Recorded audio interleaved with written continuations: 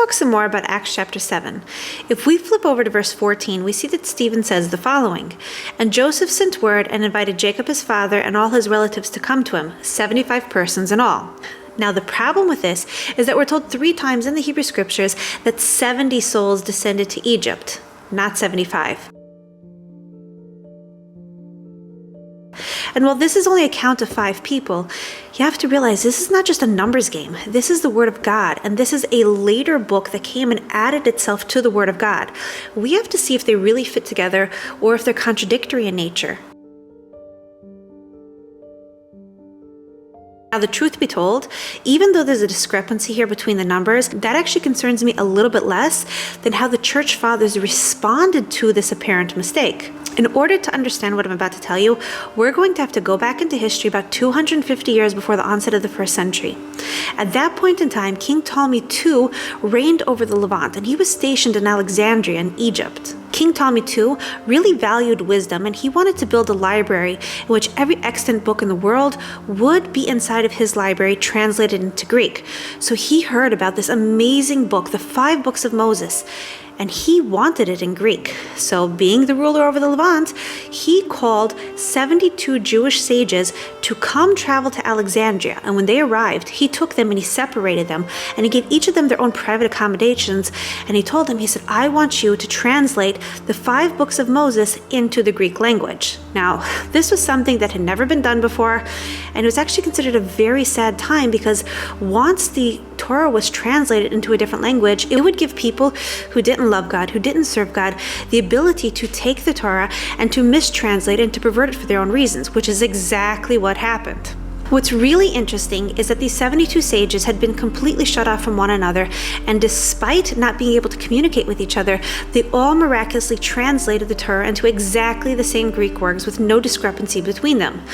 Now, why? How was this possible? It was possible because not only did God give them inspiration in how to do this, but also the Jewish people also have a very clear, very methodical way of transmitting the Torah from one generation to the next. So the sages had all been trained in this manner, and they knew exactly what the correct translation should have been because they knew what the text actually meant. Now, this Septuagint, this Greek translation of the Torah as done by the Jewish sages, was lost to history. All across the board, scholars agree that the original Septuagint no longer exists. We don't have any copies of it. And if a person were to find it, they would be a really rich person. And yet, if you walk into any Christian bookstore, if you go onto Amazon, you can order something called the Septuagint or the Septuagint LXX. What is going on there? The Septuagint is simply a Greek translation, and any existing Septuagint that you find is not the Septuagint of the Jewish sages. This is all the handiwork of the church. So here's where things get really ugly.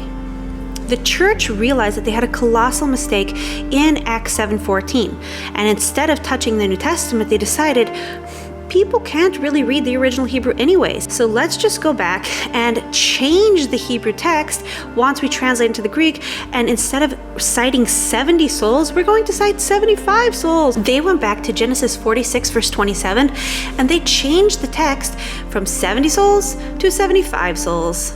And in Exodus chapter 1 verse 5, they changed it from 70 persons to 75 persons. However, they made one mistake. They didn't realize that there was actually 3 mentions inside of the Torah. And through the hand of God, they neglected to change Deuteronomy chapter 10 verse 22 from 70 to 75. They left behind a trail in which we could pinpoint their crimes. Bear in mind that this Bible, this Greek Septuagint, was the Bible of the church for many years. And this is what was accepted, encouraged, and endorsed by the church. It was written by members of the church, high up members. Now, I don't know about you, but the Word of God is the Word of God. And if somebody's going to change it to suit their agenda, that doesn't sound very godly to me. In fact, that sounds downright evil. These are the people who laid the foundation for Christianity. These were the cornerstone of the Christian religion. Doesn't that bother you? How could anybody just go back and violate the Word of God? How could they change it to suit their own agenda? That's not very holy. Now, just some more information on Septuagint. in case you're questioning maybe this really was the Septuagint of the Jewish people, bear in mind that King Ptolemy II only had the 5 books of Moses translated into Greek.